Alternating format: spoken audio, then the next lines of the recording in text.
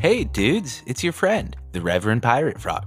Come join me in the circle with my bearded brother, Howlingbuds, the poet laureate himself, Stoney Alpinist, and of course, the better half of Frapple and my friend, Johnny Apple. Pass to the left and let's have some fucking fun.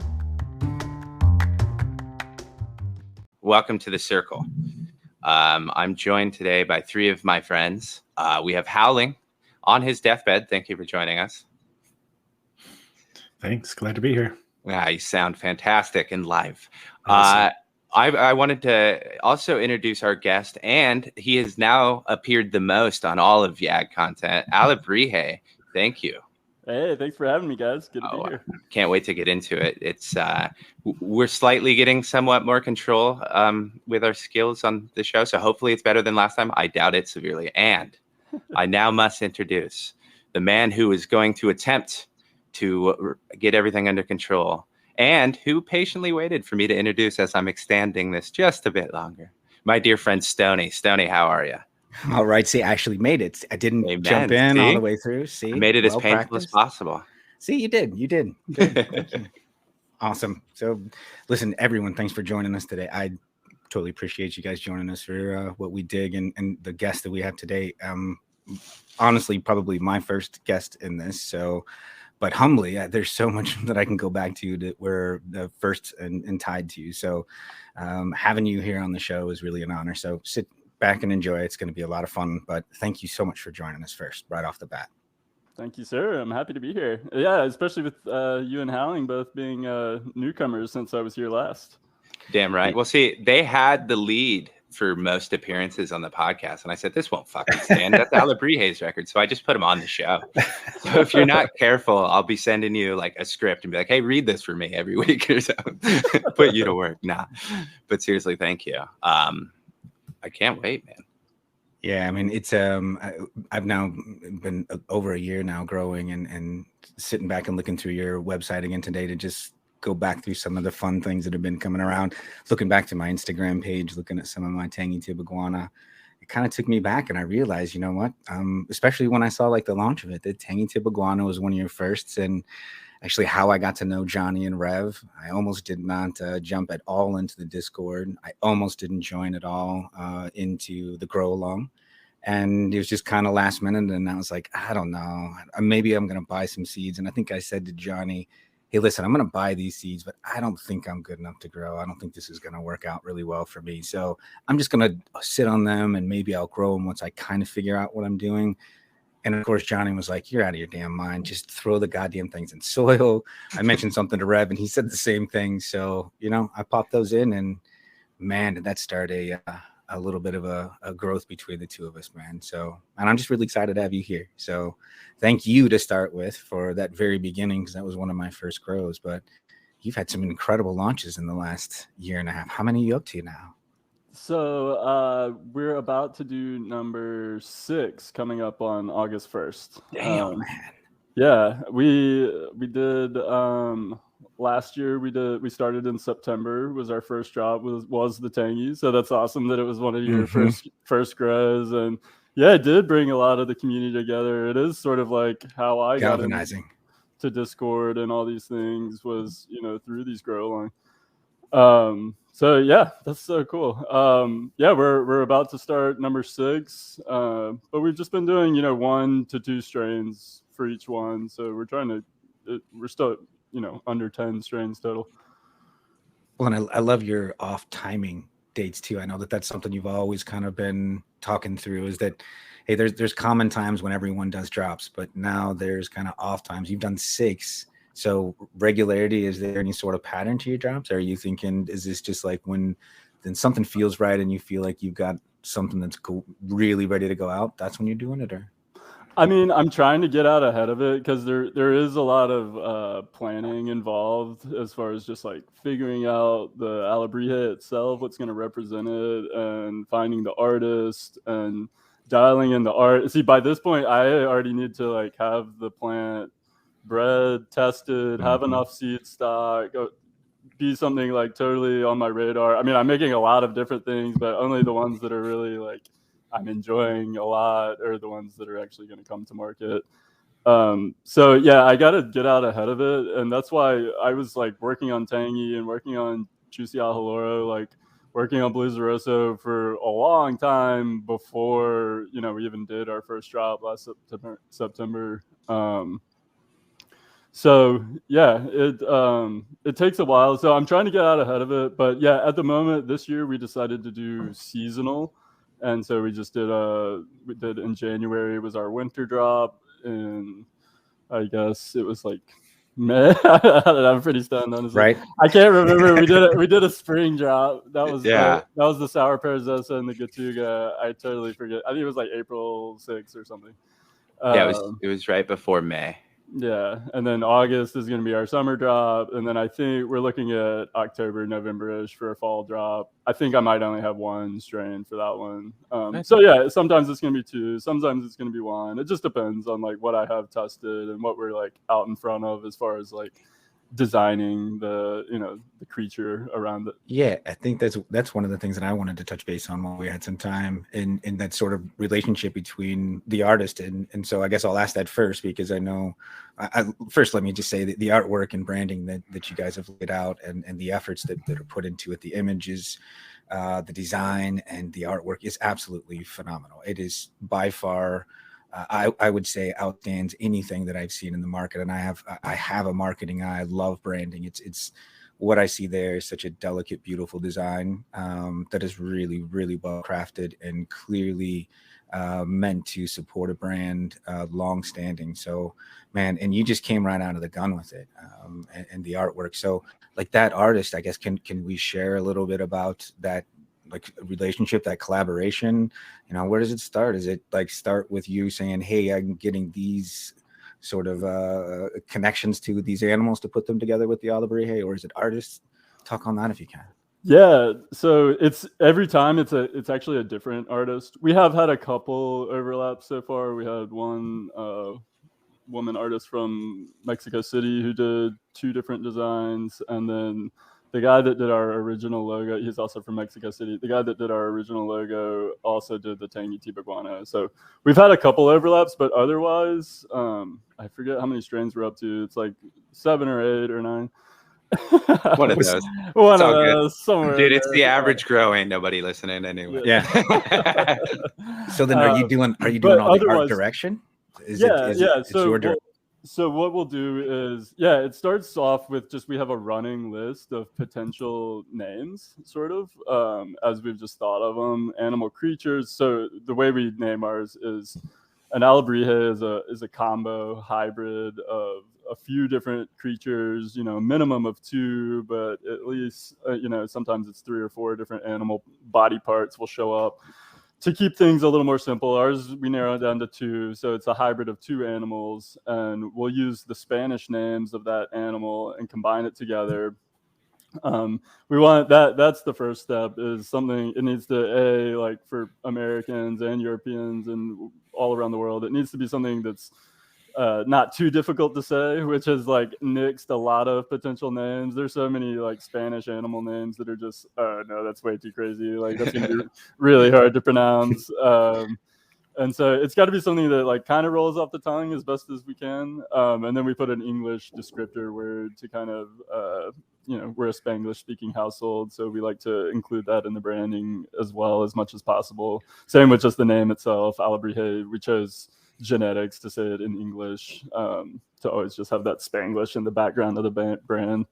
You gotta ease in the Weros, Yeah, we gotta ease everybody. We're trying to like ease both cultures into each other and kind of breach an understanding, and provide some education. I think it's perfect. When you said that both artists were from Mexico City, I think there's something really significant about that, right? If we don't know the story or the lore around the Alebrije, it's a really, really fun one. And I got to say, from personal experience and a little bit of exploration around Mexico City, looking for these things and seeing all the different levels of the Alebrije, you gave a perfect description for this creatures that are a modern folk art. That really has been propelled like kind of since the 80s and 90s. And I always get excited and geeked out about modern art and this huge influence, because we see these things and everyone's like, oh, it's an Alebrije, it must be thousands of years old, right? Sure, there's a lot of deep influence culturally, but I think that's just around the colors and the artwork. That it's a modern form. It's something that was really done by an artist in Mexico City, and then now has been embraced by some families around Oaxaca. And they use a special kind of wood that's carved for it, and you can tell stylistically who's done it. I mean, these things are very significant totems throughout Mexico City, throughout Oaxaca, and throughout Mexico. And now they've made such a huge kind of infusion into homes all throughout the world. And I think it's because of the beautiful bright colors that they're almost psychedelic in nature. But that's what's that's so signature and unique. That's what's so amazing about them, is these, like, how intricately they're painted. It's like these tiny little details, all hand painted. These workshops making these wooden creatures in Oaxaca, there's a couple like really high end ones that have a nice art gallery where the pieces are selling for thousands to potentially hundreds of thousands for some of the like sets and things. Like it's super high end art, and it's very, very like labor intensive, and so we related a lot of that as well to the breeding side of things. And not only are we hybridizing two plants, but we're putting a lot of time and effort into the little details, and it all just sort of fit the Alebrije pattern. And that's what I love about your work in the branding, and how tightly it's woven into who you are. I think it represents your descriptors, reading through your descriptors on the website. I mean, if you haven't had a chance yet and you are listening, spend some time on that website. It's got a great descriptors. I mean, you were one of the one that started this narrow and broadleaf conversation and really propelled it. I remember from that year plus ago. And I think it's beginning to stick a little bit more. I think it's one of those, we have to kind of continue to use it as a vernacular, and then it just becomes commonplace, and it'll be just as common in 10 years like these Alebrijes are. And I think what you're doing now, going forward with your work, going forward with all of the things that you're doing is incredible. So your branding is awesome. If you haven't gotten anything, it really is an experience to get something from Alebrije. And I think that there's such a premium value with what we spend on these tiny little seeds, that there's so much more of the experience that you capture within it. So take some time. If you haven't had a chance to spend on the website, you'll probably walk away a little bit smarter just reading through it. Yeah, and I'm curious, like Stoney's right on with the branding. And I just think, like, I came in one drop late. Thankfully, I was able to pick it up later, but I came in one drop late and learned about Alebrije. But even from that point, it was, you had the whole idea of what your brand was. It seemed like, I'm sure there's been some iteration, but you knew it's like your artwork, what you're offering, the community, what you're trying to seek, and the cultivars you're creating. Like, you knew. How did you start? Like day one, like, I'm a breeder. Here I am. I know all these things. And no, yeah. It's been like it started with just being obsessed with the plant from a young age. I just really connected with it like in high school and through college. And ever since, I try to learn as much as possible about it. I have a background as a chef, so learning about making like alcohol extracts and tinctures way back in the day, before it was just like common knowledge, recipes everywhere. I was like scrolling through forums looking for green dragon recipes, and I was doing infusions inside of whipping siphons with nitrous oxide, pressurized canisters kind of going on. And I like to experiment and was always messing around. So it really came about just getting this star dog cutting from a friend that I really wanted to hang on to, and had just had some recent success with Mephisto's Skywalker. And I had tried the previous year, I was trying to use some colloidal silver on a photo period, and I didn't have any success. And it was a pineapple Pez from Grandy Flora Genetics. Didn't work out, and I ruined the plant, which kind of sucked. I didn't even get to smoke it.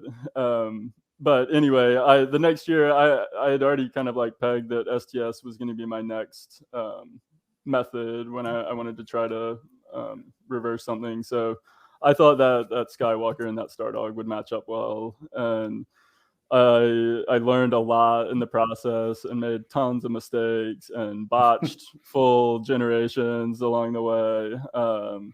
But eventually I kind of worked it out and got it to a third full auto-flowering generation a couple years later, and that was the dog walker that is like infused into so many of my projects. And I held on to some pollen in the freezer and had like a nice run. And then I've done a second selection since when I redid the Blues Rosso, and have a little extra pollen. So it might pop up in some other projects, but it's come around a lot.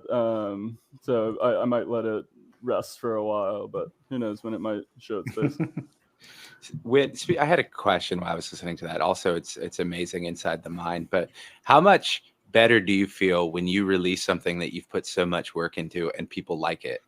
Because I bet if that dog walker turned into something very special, and it's got to be so rewarding.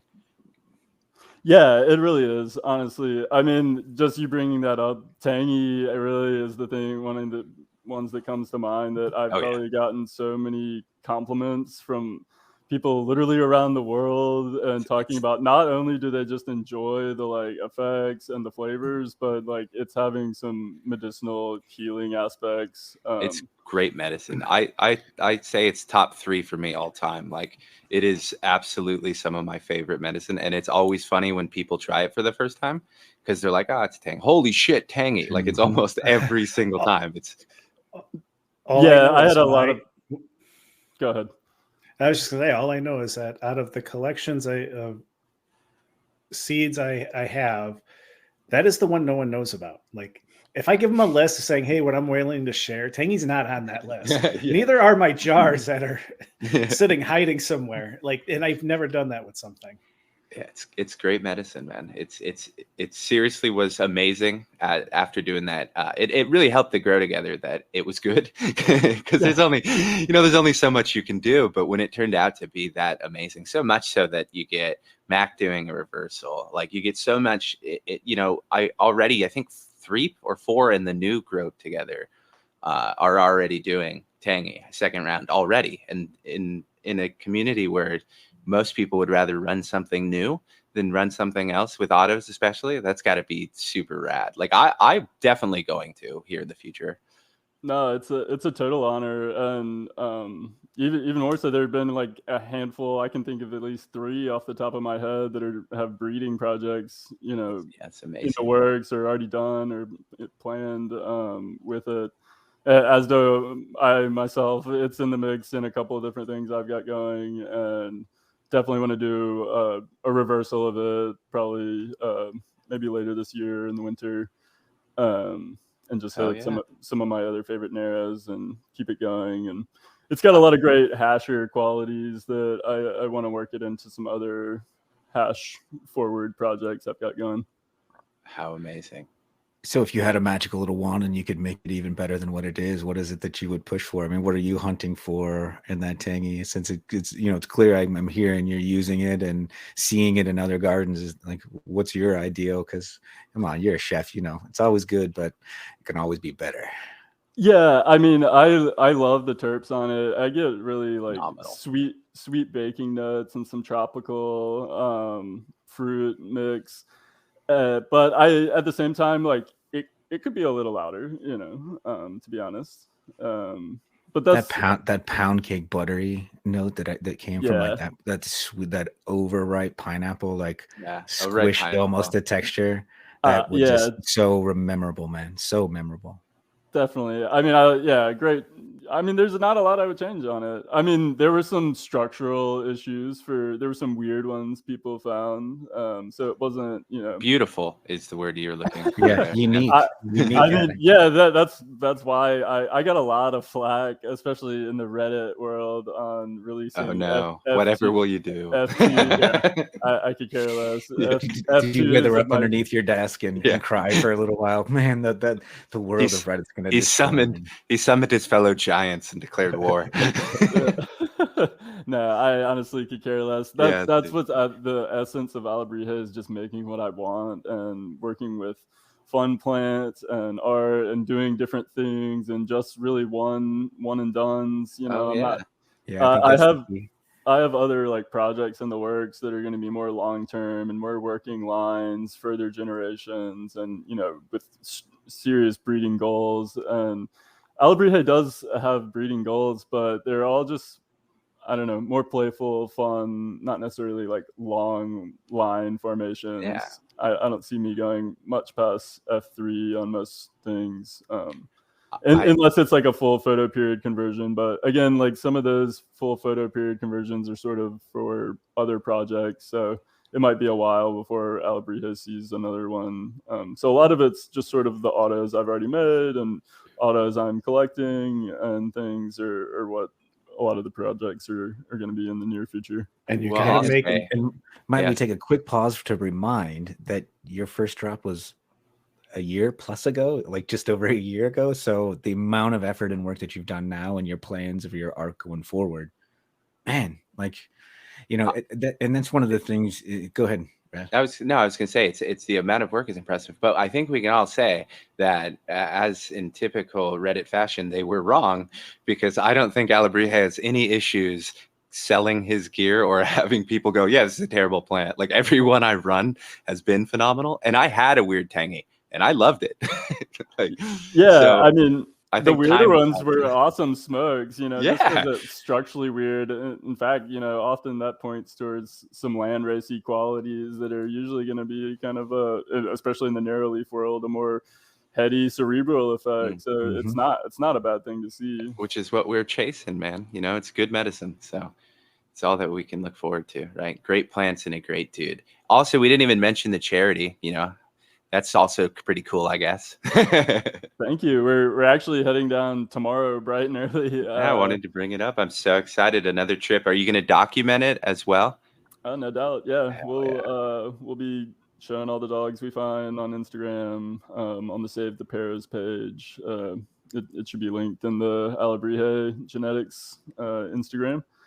So you can see we'll be trying to feed all the street dogs we see, and hopefully if we are able, maybe facilitate an adoption or two. If one looks bad, one or two look pretty rough, we'll try to get them some vet care and things. But it's a little difficult. It's like it's not the most like well thought out charity. Often the best charity, though. I mean, it's just something that's truly from our hearts, and we have a hard time driving past dogs that look hungry and not stopping to feed them. So it just sort of, you know, helps us do a better job of it, basically.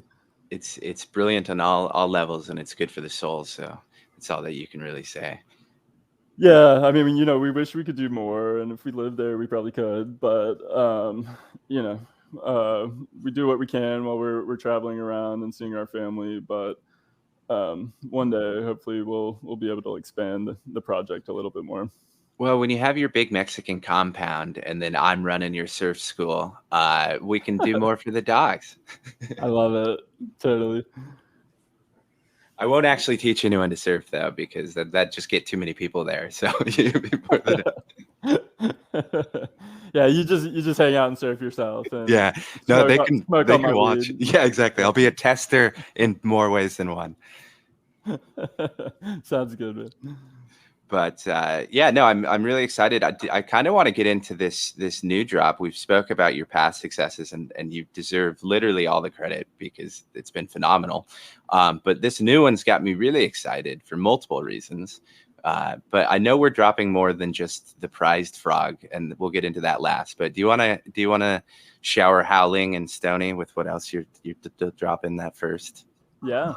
So Humminbirdhills and I have been talking for a while about collabing. We've done some on his end, and I did the Holidays Hustler. It wasn't like a full Alebrije that I promised him. The reason it was just like a smaller freebie with some of our merch items last Christmas.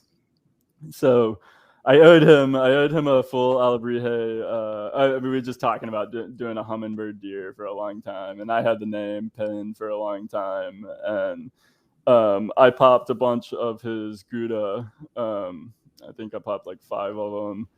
and hit it with the dog walker. And I chose one that was super gassy, very resinous. It was seemed to be leaning. I'd also grown the Whiskey Zulu that's in its one of its parents, and it reminded me a lot of mine in that very bush kind of morphology. And I loved it. I grew out a bunch of the testers. They were all super gassy, some of the loudest ones, really funky. I've gotten some very unique smells. One that just like in particular triggered like my pediatrician's office from a child, something about like the plastic table of the like 80s and 90s that you would sit on as a kid. And it was like this weird plastic chemical funk. And then there's also some that were more like asphalt heavy. I couldn't even place it. I was like, I know this is like gassy, but it's something more specific. And then I was later that day, all of a sudden, like driving past a freshly new paved road. I was like, that's it. It's fucking asphalt. Yeah, it's so like harsh, but in a good way when it's weed, you know. So that's called the Colibri Funk. It's the hummingbird deer. And I reached out. So Humminbird lives in San Diego. Or yeah, he does. In the San He's Diego supposed to have area. been a guest multiple times now, but he keeps saying, "Stop talking to me." What up, Hummingbird? Yeah, what's up, man? I had to apologize because for the longest time I was calling it Hummingbird, and I was like, man, I'm sorry. Well, yeah. So he's from Chicago. He's a South Side Chicago guy, and so And he chose a better life. I trust him already. No, he chose a better life in San Diego, and he is much happier for it. Well, either way, he's a cool dude. We've been homies for a while. We've chatted for a while. So I wanted to bring some of his essence to it. So one of my friends in the community, the Real Chrome 42, he's an awesome graffiti artist and an autoflower enthusiast and grower, and he's grown a bunch of Alebrije genetics, and I always like watching to see where he pops up and does some graffiti. So I thought he would be a cool, just going to, you know, like, how do we come up with the artist? That was sort of like the inspiration on that one was, you know, Hummingbird's background from the South Side of Chicago. I wanted some graffiti in the mix. And so reached out to the Real Chrome 42. He was into it. I kind of guided the project and told him I wanted a hummingbird with the antlers and deer legs. And I think I threw in there that I wanted them sort of like Salvador Dali, like elephant-esque deer legs, like kind of like crazy, and like this sort of, you know, fantasy, like enormous antler set. But he did an awesome job, like just bringing the Alebrije style and some graffiti style. He sent me a bunch of different handmade fonts he did. I chose the one that kind of fit. There were some more that were like more graffiti-esque, but I have to keep in mind, that's another like logistical thing I have to keep in mind, is like getting these pins made. I want the name to be legible. Mm-hmm. And when they're like getting shrunk in a super small size, I've had the issue pop up multiple times where like they just like erase the name, and I'm like, hang on, wait a second, I need the name on there. What can we do? Do we have to make it bigger? Do I have to like get my artist back to, you know, make the name bigger or whatever? Like, it needs to be on there. So I do choose my font, like name, sort of based on that. But he did some really sick graffiti fonts too. I wish we could have used. I thought they weren't gonna like show up on the pen. That's tough. Well, but the one that's on there was still totally captures the essence we were going for. That's really cool. Yeah, it is a bummer that you have to think manufacturing when you think about all that, but part of life, man. Yeah, well, maybe you can help me in the future, Rev. Oh, dude, I've got plans for you, buddy. Don't you? Once I got a couple more jobs, but there's a whole bunch of YAG stuff coming, and then I got some stuff for you too, buddy. Nice. I bought those machines for a reason. I might as well use them for my own shit. I keep thinking, I'm like, I gotta clear it with the boss. Ah, shit, that's me. Nice. But yeah, I got stuff coming. But I wanted to talk before we go any further. I know that something that's really cool to watch as an outsider, but being friends with you all is watching the community of my friends and stuff slowly. that are breeding slowly gravitating towards each other more and more. Like we've had Reserva, Stoney the Night Owl on. We've had big green guy and stuff like that. Hummingbird, like I said, is coming on eventually. But is it just natural, you think, that the you guys just are drawn to each other because obviously the amount of work you put in, right, is insane. But do you think naturally that's part of the reason, or do you're all just kindled spirits and it was? I think, well, to be honest, I think a big part of the reason, at least how I end up connecting with a lot of different people, is like when you start breeding, you all of a sudden end up with like a bunch of extra seeds. You don't need that many, and like a lot of the strains are not ones that I'm not necessarily going to work for it or use or whatever. Some that I don't have enough for a drop. It wouldn't make sense. Maybe I only got like 50, 100 seeds. So I have so many seeds that'll never see the light of day, but and these aren't necessarily what I trade with people, but sometimes it is. So a lot of it comes to like, you'll see what else somebody has rolling and be like, oh damn, those look sick, those look fire. And, you'll be like, hey, I think it all is like centered around that we have these like seed collecting addictions. And it's like, hey man, I'll trade you a bunch of your packs for a bunch of my packs. Okay. And then we do, and then you like grow some fire and you work their projects in with yours. Like, cause everyone you just mentioned, I have traded with, and many more beyond that. There's so many great people in the community. Like, out there making seeds. You can't leave out your Scottish friend. Oh yeah, Flammulated Owl, man. He was just texting me this morning. He popped some of his Darkar Haze F2s from Night Owl, maybe F1s, and it's shite seeds, right? Yeah, shite seeds. I love that dude. He's always funny, man. He's a fucking cool dude. Yeah. So many Wasser Bauernhof, Autoflat. So I just popped a round of the community service, another one from Daz, but it was actually the F4 round, and half of what I popped was from Autoflower AK out in Alaska, and the other half was from Wasser Bauernhof up on the East Coast, but they had both run the community service regs, both made an F4 generation, and I traded seeds with both of them. Cool. And like, so it had like the same seed stock, but was able to do like a wider, gene pool, open pollination with it because of building this community, and other people are working similar projects, and it is cool. It is cool to connect with these guys. And gals. I've traded with some girls as well. Yeah, I'm just, as an outsider. Sorry, I just, the outsider. It's really cool to see, because it's always cool when you know a bunch of good dudes, and then they all start talking and stuff. You're like, hell yeah. Totally, yeah. So yeah, a lot of it came down to the trading, and we'll do like, at least with Hummingbird and Stoney the Night Owl, it's like every time he makes a round, every time I make a round. They make around, we'll kind of like do a trade of our latest stuff.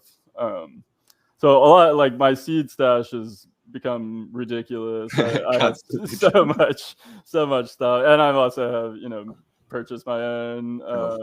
And I tend to see, I'll grab some of the hottest Mephisto, Night Owl, and Rockbud, but I also like to look for some of the weirder stuff that's like lurking in from Europe, or some like weird strange breeder out in Arizona or something, because there's some cool things going on.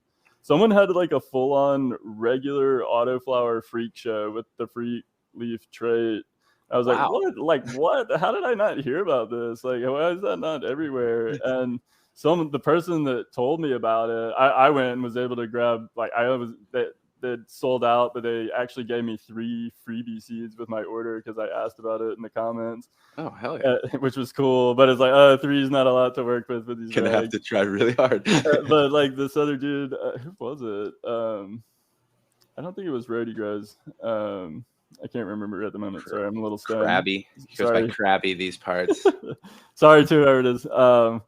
But anyway, they ended up, the females didn't really flower well, but they got a really nice freak reg auto male, and they hit tangy with it. So they sent me seeds, and I'm pretty stoked to run those.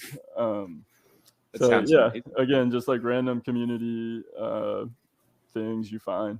So I gravitate towards some weird funky stuff for Alebrije. Maybe we've got miracle plants where I've like opened that going so I can work on more mixed ratio stuff without like flooding Alebrije with CBG and CBD crosses, because it might not be, I see Alebrije as a bit more fun, recreational, artsy, just letting me be my creative self. And then again, kind of have a up and coming hash project in the works where like all the strains are going to be focused on extraction and rosin making. So yeah, by splitting it up, it kind of allows me to just treat Alebrije as just whatever I want to do, which is great. How perfect. And what a segue. Howling. Yo. You had some questions about miracle plants genetics. Yeah, I did. So what actually caught me off guard was, and I believe it was Master Yoda that posted it, and he does this for a lot of strains where he'll get lab tests done and he'll show the different cannabinoid percentages. And one of the things that's like stuck out, and it's because someone called it out, or like they were like, "Whoa, look at that CBG number!" And I'm like, "What the fuck is CBG? Where did this come from?" We've always like, if it started with like CBD, that was like all I ever heard, and then it turned into like, oh, now it's CBN, and like I hear that acronym. I want to know more about CBG because I didn't even realize, and I had to go back to the site, that you actually list that's part of the ratio there. It's not just THC and CBD; CBG is part of that. And I don't know much about it. I would love to learn a little bit more. To be honest, I mean, it's also one that they don't know as much about. But to start, it's the mother cannabinoid. So all THC and CBD and CBN, and as they go, they all start in form as CBG. But they typically, by the time it reaches maturity, the CBG has transformed into THC or CBD or whatever. But CBG, there are a lot of cultivars that will finish out with high levels. And I first kind of dove in a couple of years ago. I got a high CBG autoflower from a company called Hoku Seed Company. I think they're out in Washington. I was really curious. It's really interesting because it doesn't get very sticky. I was reading that. Yeah, that's kind of crazy. And so you really know it has it because the trichome heads are super dry and brittle, and they just like they do have almost like a hash, like a good hasher quality, kind of where they like will just sandy off in your hands and not really burst, which is unique. And then just as far as like medically, again, there needs to be tons more research and studies to confirm a lot of it. But it's shown like a lot of like the similar characteristics as CBD is like an anti-inflammatory, but I think it seems to go beyond. I've just heard it has like stronger abilities. People are like sharp nerve pains and things are actually like finding relief and things like that. Yeah, that's what got me interested in looking at it. So when I was looking up a little bit more, I was reading more about the chronic pain patients that might be relying on it. So it's like, ooh, like that's really interesting now, because like I know how much THC and CBD can help, but if we find something that's even a level up from that, it's wonderful. Like just taking that step in the direction of being better medicine.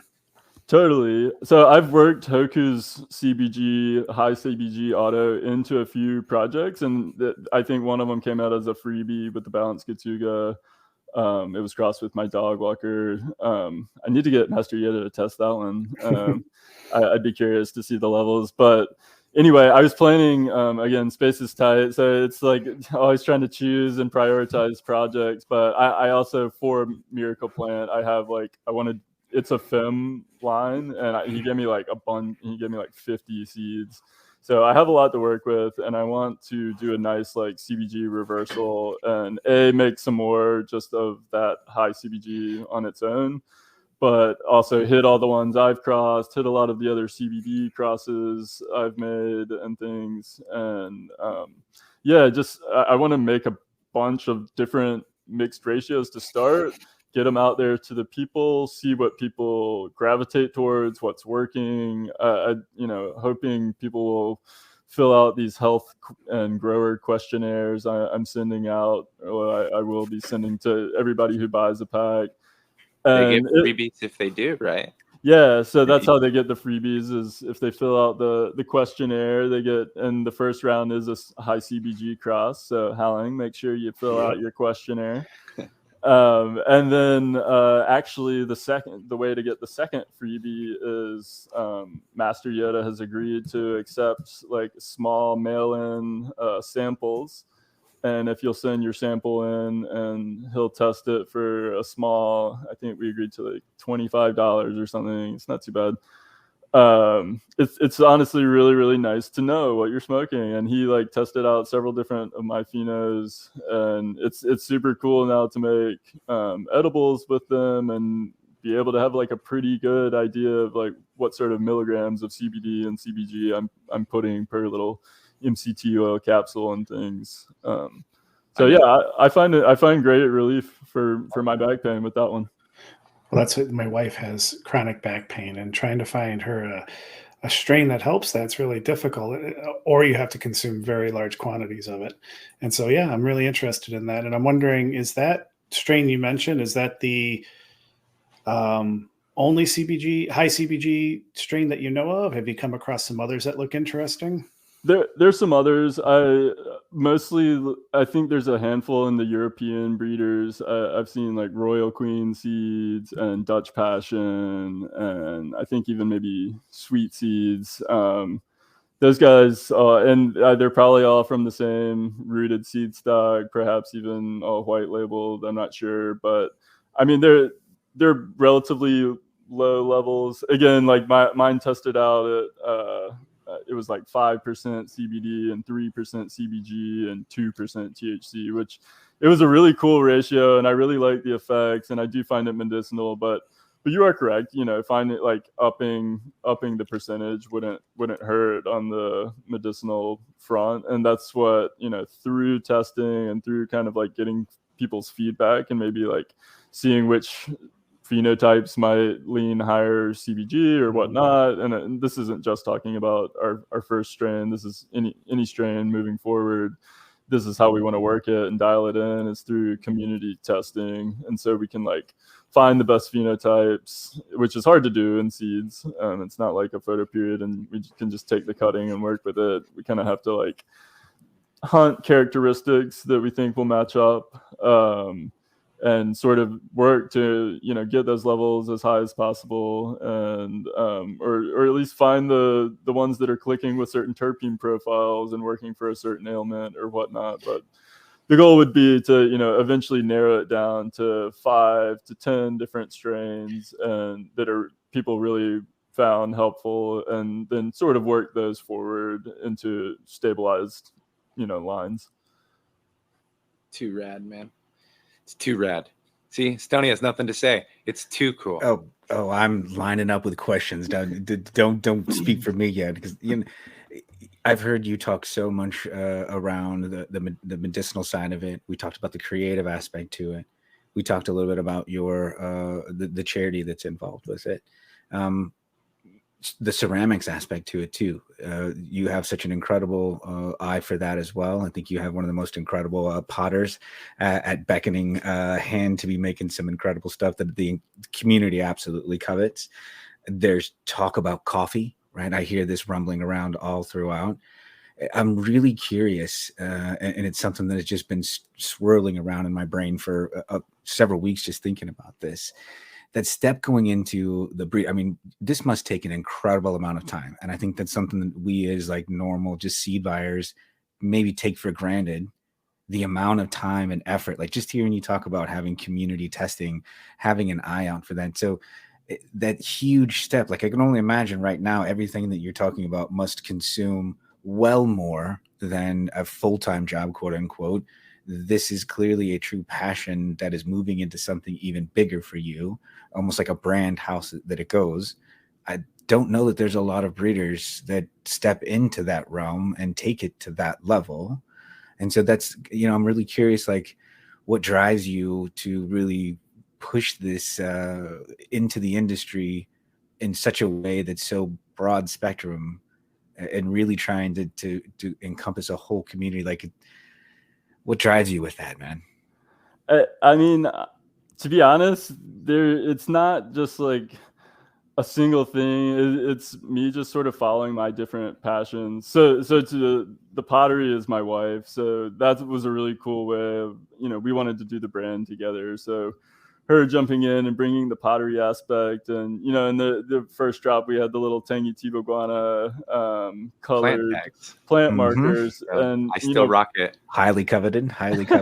Well, we want to bring that back, but actually like have the strain name like stamped into it each time, and just incorporate. She's still making our our logoed mugs and things like that. We're probably gonna just. Last time we did a holiday drop, there was only like 8 or 9 pieces. I was going to ask how you felt morally being responsible for killings. They sold out in 30 seconds. And like, 3 people died. I got a bunch of hate mail. And, people had like their heart set on specific mugs and things. And, I can't believe anyone would send you hate mail. No, I mean, it was, well, one person told they were totally bailing from anything. Oh, yeah, I remember. Anything Alebrije moving forward. That one was funny. Yeah. They're already back. So anyway, this time we're probably just going to do it close to the holiday time. And the missus is working on a bunch of Alebrije mugs and things like that. And some bonsai planters. That's been another fun spin in the community. I'm the lucky one. Yeah, you've got one. She's got a couple new ones she's worked on, and who knows, she might even do a few more before the holiday drop. So yeah, we wanted to have enough pieces to offer this time, so the sale might last a few minutes instead. No more blood on your hands. You're like, I just can't afford the therapy anymore, man. Yeah, it was too much. So anyway, the coffee is another just passion of mine. After I quit drinking alcohol 3 years ago. And congrats, dude. That's fantastic. I need more things to just geek out on, and positive things, in the food and especially beverage world. When you like give up the ability to like, especially these days with craft breweries everywhere. I live in a big drinking town, and it's hard, honestly, to be surrounded by it. There's like one kombucha brewery and a bunch of cool coffee roasters and coffee shops and things. So that's been what I gravitate towards now. And anyway, it's just like growing, where as soon as you say like, oh, hey, maybe I can reduce my costs and up my quality by just doing it myself. You open this like wormhole of just like information and equipment and nuanced, methods, and science meets art as far as technique goes. And it's overwhelming, even maybe more so than growing weed, honestly. And I've had a few. I have a very rudimentary roaster. It's just like a little single spinning arm on basically like a non-stick hot plate, and it was just to do small batches and see if I liked it before I like invested in a big, maybe like $3 or $4 grand roaster or something. And at least you did that. Yeah. So we're starting small. I haven't, and I've maxed out as far as what I think I can do quality wise on this bad roaster, and and it's time to up my game. But everything you just mentioned has just been very time consuming. You're spot on. Yeah, it takes a ton of my time. And so one thing, when we go to Mexico, one thing that inspired the coffee too was just this up in Puebla. Well, one of the places we'll visit is the city of apples. It's called Santiago de Mazatlán. And they grow a lot of apples up there, and they do apple everything. But it's Johnny's fuming from his prison cell right now. Yeah, I forgot. Shout out to Apple, man. There's a reason we haven't mentioned him yet. It'll make sense in a little bit. We're not cruel bastards. We miss Johnny very much, but there's a reason we haven't mentioned it. His prison cell, but anyhow, Johnny wouldn't care that much because they're more red apple varieties. Oh yeah, he'd burn it to the ground. I bet they're delicious.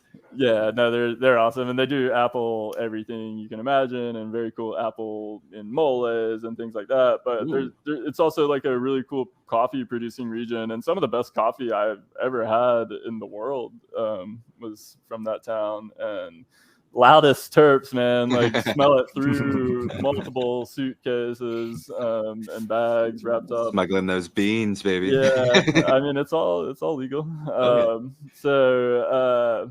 Yeah, maybe on this trip, if possible, if the pricing is right, it would have to be like worth the effort to lug all the beans back and carry it all, buy the packaging and like set up a drop and everything. But if the pricing's right and I can like get like a big, 50-kilo bag or something and bring it back, I will, and that'll be the first coffee drop. It won't even be my roast, but just a roast I'm passionate about. But in the future, I hope it'll be mine. And even now, just on the small roaster, I'm just looking to like find cool beans and trying out different beans and different profiles, and searching for something that maybe I could collab with a local roaster with a better setup, to help me get started and do some drops or whatnot. But it's really, all those things, they're just passions of mine, and it's just me sort of like following them, honestly. Well, coolest cat in the cult, dude. I want to go back to the descriptors that you write for the website and your palette, and the way that you've been, really, you're great on other podcasts with being able to describe flavors and flavor profiles, and really that the arc of flavor as it goes along. And so, you're talking a little bit earlier about how you get to these, get to the strain names, get to the cultivar names, and you talk about the design and all that. At some point, you mentioned how you were driving along and you smelled the asphalt, that you would kind of were thinking about it in the morning time. Like oftentimes people think that when we're analyzing flavors and aromas, there's like this one shot deal. We take one quick sniff of it and I'm like, oh, we can pull it apart. And it's like, no, sometimes your nose has to be in the right spot. Sometimes you got to do different things. Sometimes it's been blended. Sometimes I'll just put it down and come back to it 3 hours later just to smell it again or to taste it again and see where it's at. So your process in kind of writing those descriptors, does it just start right off with the grind? That first one? Are you taking notes? Like, walk us through. Yeah, I mean, sometimes they might be a bit of a reach, honestly, to like match up with certain animals and what I want to say about it and what all the characteristics are. But I think I've done a good job so far to like tie it all in. It's wonderful. Yeah, and sometimes it is because exactly what you say, the terpene profile is constantly evolving, and descriptors I'm throwing out mid-flower versus mature flower versus, early into cure versus later into cure versus we've been smoking on it for several months. Like, yeah, the terp profile is always changing. Even, the days Sabrana or Zebra Frog coming up in the next drop. It's had one of the most interesting profile lineages. It started off very limey and sweet floral. It reminded me of like magnolia flowers. It had this like citrusy but sweet summer in the South kind of smell, and it took on this more gasoline as it went, and then by the end it had like a nice combo of this citrus and gas, and then as it's cured it turned into this more Kimmy bleach, which just this week, as it sits and marinate in my mind and I smoke it every day, now I'm convinced it's more ammonia than bleach. And it's funny how, and that is like a classic kind of a train wrecky or whatever kind of, some of these narrow leaf strains often get that ammonia. And I was like a little dumbfounded by the chem. I wasn't expecting it to take over in the jar, but now it's like kind of turned into this like little headier ammonia, and then when you actually grind it in the grinder, this like mango comes out, and it's like, oh, wasn't expecting that either. I can't wait. That's for no bias at all, but that's the one I'm most excited about dropping this August 1st. Unfortunately, I believe you said there was none left and not to bother, right? No, I'm really excited. It's going to be a fantastic drop. And every time I log into anything lately, I see pictures of it in your description, and I'm just like, oh my god. It's wonderful. Mrs. Alebrije has been like tearing up our stash, man. She loves it. I love it too. It's like become just a go-to throughout the day. At first, it is one you know, we built up some tolerance to it. At the beginning when we were smoking it was just like, it was leaving us stupid and very forgetful, and that's where Days came from. Was like, oh man, yeah, we were like, one time we were like preparing dinner and I had to like remind her 3 times. I was like, you're supposed to be chopping those cucumbers. And I was like, you smoked Days Sobrano, didn't you?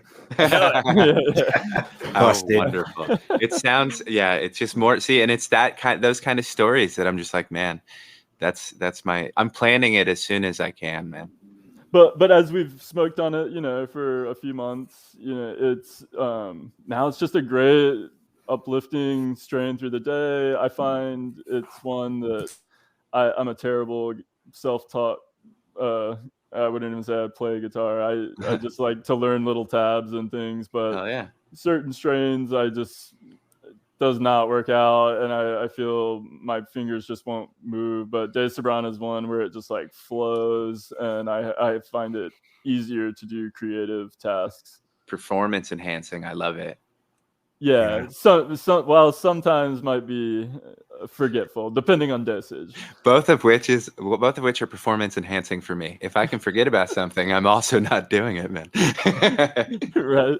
Yeah. I mean, I think it might, for me, it takes off some, you know, level of anxiety that's holding me back from achieving a creative task or something. And so maybe just being a little more forgetful or more like open and lackadaisical about it maybe just helps improve it for me. Sometimes it can help you just focus in on finding the mojo, right? It can just clear everything else away, and it can almost act like I found that with Tangy.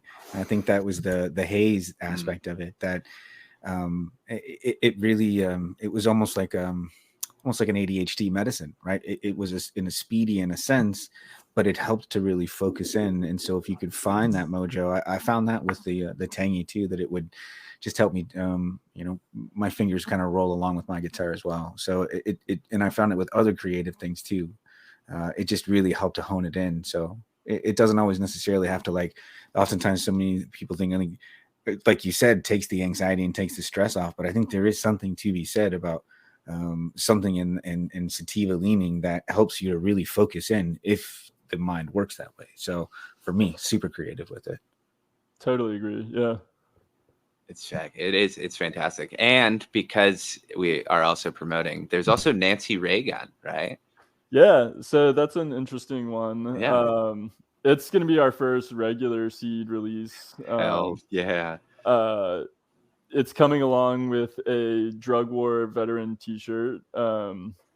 So this backstory on that was just, I was arrested at age 18 for allegedly falsely arrested. Yeah, allegedly selling weed. But anyway, charges were dropped. I was a privileged kid with a good lawyer, and you know, sadly, most people in this country wouldn't have the same story if they were in the same situation.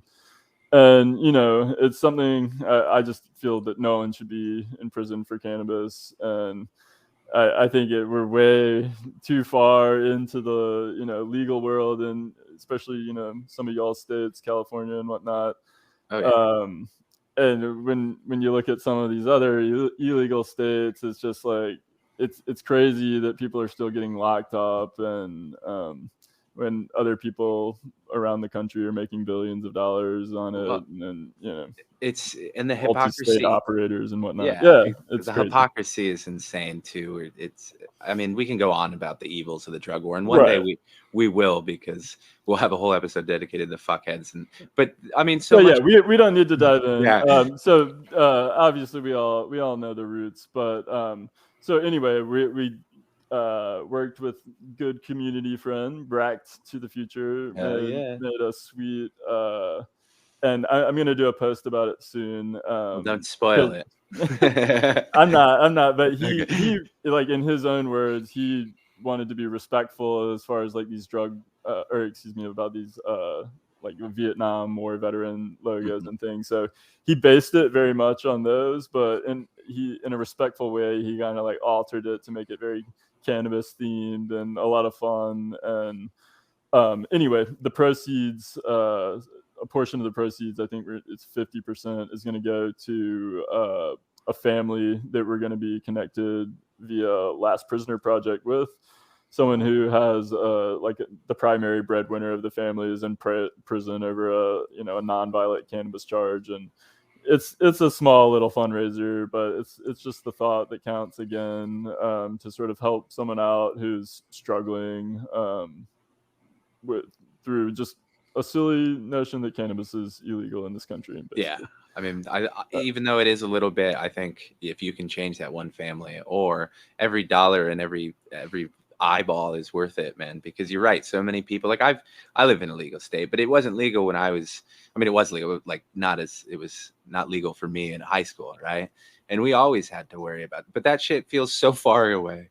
And now you look and you go, hey, we're still locking people up. It's ludicrous, man. And so the whole thing, you can read more about it on our Instagram, and I'll be talking more about it in the coming weeks. But it's just kind of like making fun of Nancy, and that we're still living in this crazy era with this stigma on cannabis users. And so I wanted to release it alongside our first regular seed drop, so that it was one that I want to encourage the community to make seed and share with their friends. And I chose this one. It's the sour gingerbread, which was True Mac from Rockbud crossed with the Dog Walker, and then it's crossed with this purple microdot male that had a really like orange creamsicle stem rub and beautiful vigor. And the offspring has these big, thick, leathery leaves and super mold resistant. Gets big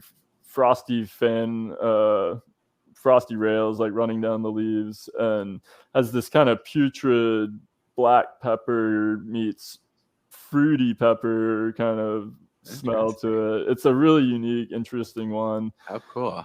I think it's got a lot of great qualities as a breeder, and that's why I wanted to put it out there into the community. And I think people finding a male out of there and hitting it to crossing it back to Nancy, but also hitting some like really fun other stuff going around the community will make some really interesting, unique stuff. Well, we thank you. It's always appreciated when people open up and try and reduce the bottleneck. As growers, we should always encourage that and want that, because that just helps us out down the line. Yeah, I've realized myself, honestly, I want more regular seed stock around just for working projects, honestly. I really hate that I don't have like a regular version. Tangy Tube Iguana was like an all-fem line to get there. And I would love to have some regular seed stock for, some photo period conversion projects and things. It just makes life a lot easier versus doing it all fem. But yeah, it's good to have some regs out in the community. That's amazing. Now, I have a hard deadline before we get to. Is there anyone that wants to ask any more serious questions? Because we're about to get true Yag up in this bitch. I have one last question. Okay. So I cannot pronounce it, and I think someone told me to try to pronounce it this way, and I'm wondering if this is truly how it is. Is Purple State Radio Owl? No, I like it though. So yeah, with it's Statera. Okay. So it's the naming for Miracle Plant, the way it's gonna work. Again, we like to think outside the box and don't like those typical kind of names. And so that one is taking Latin roots. Statera is that'll be easy. Yeah. Statera is Latin for balance, and the dial refers to cannabidiol, CBD. So it's a balance. Statera dial. A balance. That's really awesome. Of CBD. Well played. And so you'll find the ones that we're doing with our CBG projects will end in probably gerol, like cannabigerol. The ones focused on CBD will be Dial. The ones focused, I've got a CBD Varen, the CBDV project going right now. So those will end in Varen, and try to come up with a Latin word or a Greek word or something that might show what kind of effects or medicinal qualities it might have. An absolute Brilliant, man. nerd. I love it. Brilliant. Absolutely brilliant, man. So cool.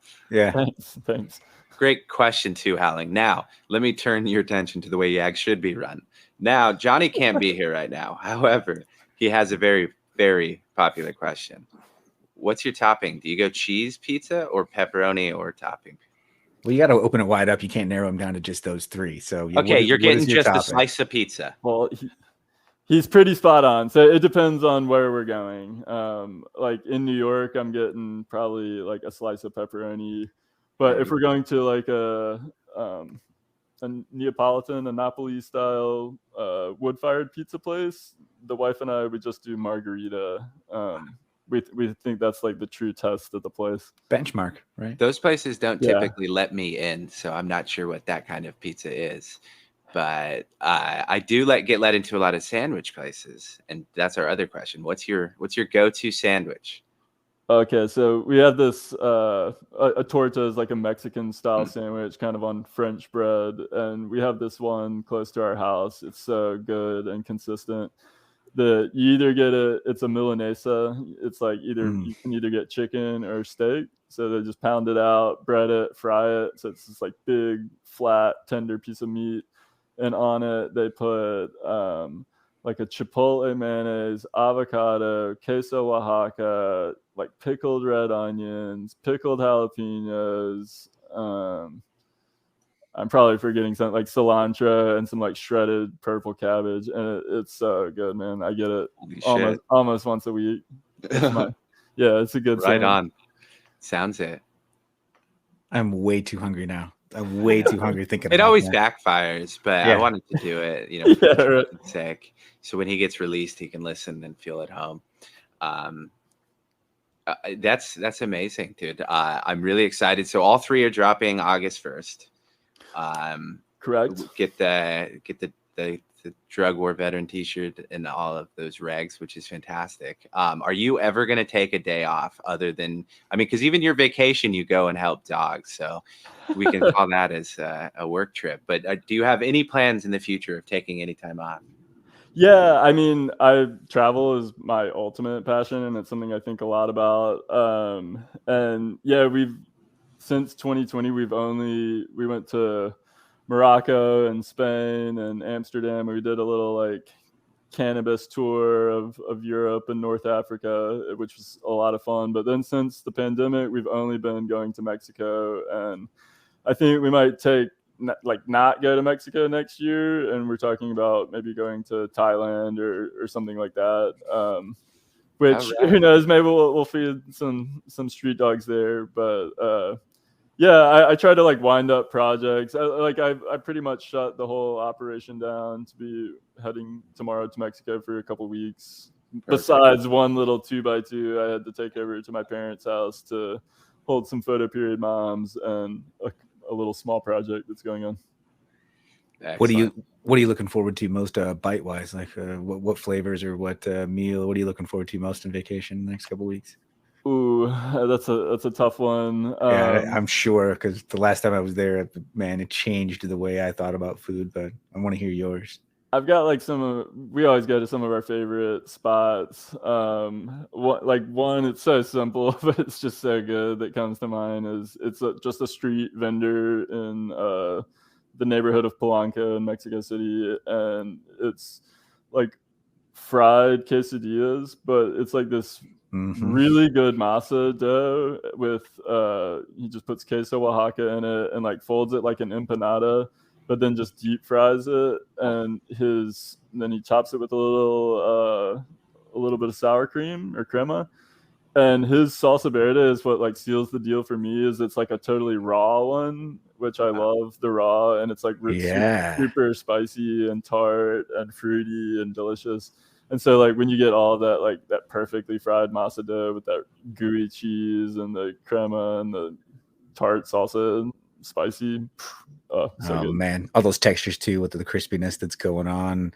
It was one of the things that cooked my noodle when we were down there, is that whenever you order a quesadilla here in the US, people think a quesadilla is that floppy, flavorless hand napkin flour tortilla, right, with just cheddar cheese or something in it folded over and griddled, and that's just been since like the 80s and 90s what a quesadilla is. But original true quesadillas is a squash blossom, and it's queso Oaxaca. And it's like, if you could imagine string cheese, but the most delicate, lacy, feathery, but it's the whitest, it's the creamiest, most smooth dairy notes that come through. It's not at all aged or waxy or anything along those. It's just so fresh. And it's pulled my hand in these giant flour tortillas that have the flavor of real flour. Like, it tastes like a real flour tortilla, not just a hand napkin. And that's just the basis of it. But now if you order quesadillas, you can either get them griddled or crispy. And the ones that are crispy, they'll take the masa, and it's a little softer, a little bit chewier. It's kind of pressed together and it gets crispy fried. You got texture going on. And then the griddled ones, this idea and the process of laying the cheese directly right onto the griddle and browning the cheese and then putting the tortilla right on the top and almost just scooping it up and over, changed the way that I looked at quesadillas altogether. But to your point, the masa and the corn was the one thing that stuck out to me more than anything, is that it tastes, everything there tastes like corn, and the corn is the most delicious flavor of corn that you get to come through. It's not the corn tortillas we have here. It's not the masa that we have that comes in the white bag with the green lettering maseca. It's not that at all. And they do that. My wife and I were chatting last night about like how you do get different qualities of food in Mexico City and just around Mexico in general too. It's like, you do get the people using maseca and taking shortcuts. Like I was arguing the point that I said, like, some of the best Mexican food where we live is better than some of the worst Mexican food I've had in Mexico, and which is true. And fair, very fair. But that said, I was like, of course, the best Mexican food I've ever had is also in Mexico. Like, there's no excuse, or there's no, replacement for fresh masa. It's just so good, and it makes such a big difference, and it's such a big part of the cuisine in so many levels that, it's awesome going down there and just. And each element is like the cilantro is brighter and greener and more flavorful and fresh. The crema is got real dairy notes and flavor to come through. It just isn't the sour fruit. Cream. Yeah. Everything just tastes a little bit more. I will say, to your point, Alebrije, I've had the best taco and worst taco ever on the same beach in Mexico. So it's always, like literally the best taco I've ever had can't be recreated. And also, stand next door, worst taco I've ever had. It's all about quality and whether or not they care. Because, one dude's selling tacos to white surfers, the other one's selling to the locals. You go to the local guy. That's just it. You nailed it with that one word, is care. It totally depends on if the person cares or not. Because there's a lot of like little street vendors who, the food won't even be bad or anything, but it'll just be like not have that much filling, and there was just like kind of a little bit lack of care, and it's like, just a little more filling in the tamale would bring people back every day.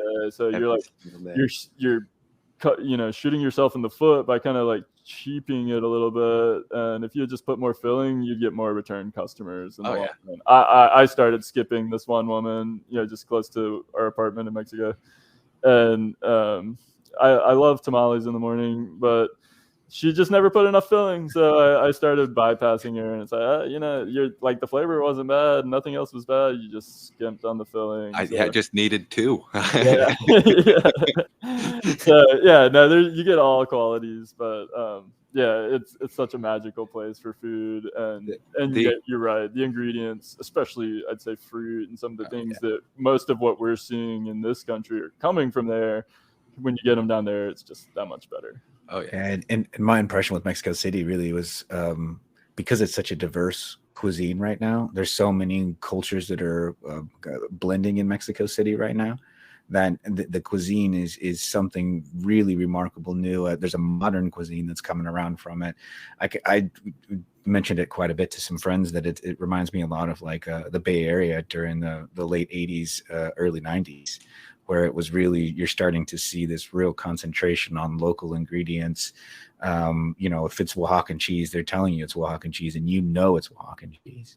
It's not just queso Oaxaca. Yeah. Right. Yeah. They're searching it out, and you're seeing the difference in it. You're seeing red tortillas, red corn tortillas, blue corn tortillas, not for color, right? Not because it was the cool color of the 90s, but because that blue corn has a certain delicate flavor.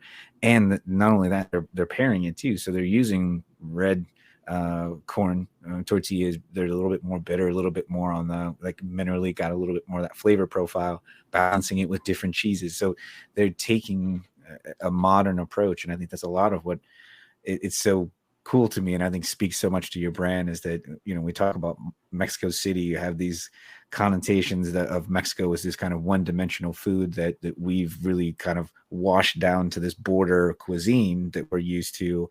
And Mexico City really embraces those and embraces all the vibrant colors of all the cuisines and cultures that are around it.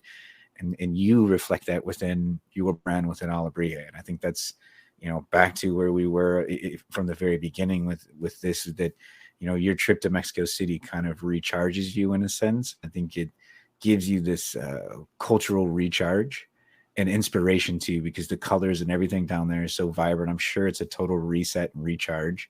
Just 100%. Hearing that you shut everything down, and I know you get lost out there, and you should. This is, your reset.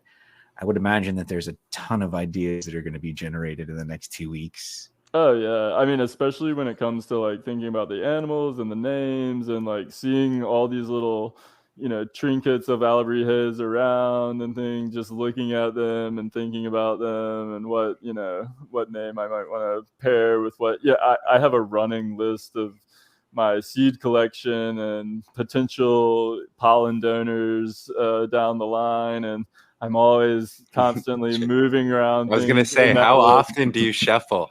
I would do it every joint, dude. I'm like, you know what? Nah. It's the hardest thing to decide. And, I've made the mistake of like just overstuffing tents with receiving mothers, because it's just like, wait, just this other one needs to be in there and catch that pollen too. I don't want to miss this run. Yeah, it's tough. But like, anyway, that gets worked in while I'm also thinking about names and things like that. And last time we were down there last summer, I came up with a name. I kind of have one pegged. I don't want to say it just yet in case it doesn't pan out, but it's going to be the Chapulín haze. And the Chapulín is like a big Mexico, and especially Mexico City street food. It's the little roasted grasshoppers that are often tossed with like lime and chili and garlic and different seasonings and things, but it's pairing up with some African roots, which is where the lion, so the grasshopper lion haze. But that was one that, just like seeing all the grasshoppers on the street last year, that name came to mind, and I've logged it away for future use. And yeah, so cool. Mexico definitely opens up a lot of creative inspirations, especially for the brand, since it's so oriented around. But how close are we to the trash panda wolf? Never. I will never. Have you seen the chart of his cultivars, bro? It's wide leaf, broadleaf, and then there's one I'll throw Rev a bone.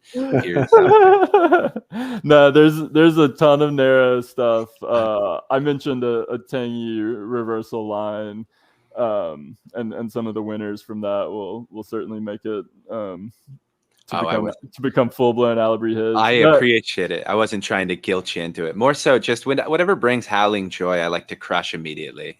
No, honestly, it's not just you, Rev. You're an inspiration, but certainly my wife has adapted her thoughts on. She used to be anti-narrow leaf and like claimed it always gave her anxiety, and then ever since Tangy and De Sobrana and some of these narrows have been her favorites, and so she has repositioned her stance, and so that makes me, I love having good daytime strains around, so that makes me want to make more of them. And I appreciate it, because I do very much love them, but it's more at a necessity. I just need the medication at this point.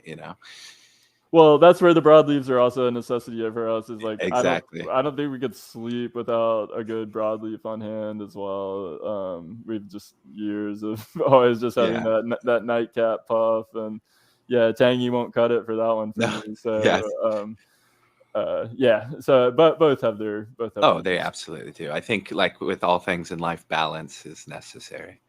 I just go so exhausted till you pass out. Totally. That but works too. Before we get out of here, and I want to thank you for giving us so much of your time, and everyone go buy Alebrije's drops. Always, he's a good friend of ours. But we do this thing where we always shit on one of our. I mean, no, we have a list of people we love that happen to listen to the show and are in our Discord, and almost always in your Discord too, that we like to shout out when we get together. Unfortunately, this week I'm not going to allow us to do that because we're actually going to be shouting out my dear buddy Johnny, because it's actually his birthday. By the time you listen to this, it'll have already been his birthday. And it's also funny because he's going to have to edit this. So he's probably, if you hear this, he was angered that it got through. But our shit list this week is my dearest friend, Johnny Apple, who, if you guys don't know, when I say better half of Frapple, I mean it. He's one of my best friends in this world. He's seriously the nicest guy. Everyone always seems to forget how great of a grower he actually is. We shit on him, but that dude's tents are phenomenal. And he grows in big beds, and he can do things that, like, you should see some when he takes himself seriously, but he lets us pick on him because he's man enough to take it. And I'll always appreciate that. Plus he's a war veteran. So if you just say too much, you just go missing. No, just kidding. But I love him deeply. And there wouldn't be Yag or a Rev without Johnny Apple. So that was my appreciation for him. It's bitter in my mouth because of the fucker, but someone else. Happy birthday, jerk. Happy birthday, Johnny. Happy birthday, Johnny. Yeah, happy birthday, you dirt bird. It's, he really is.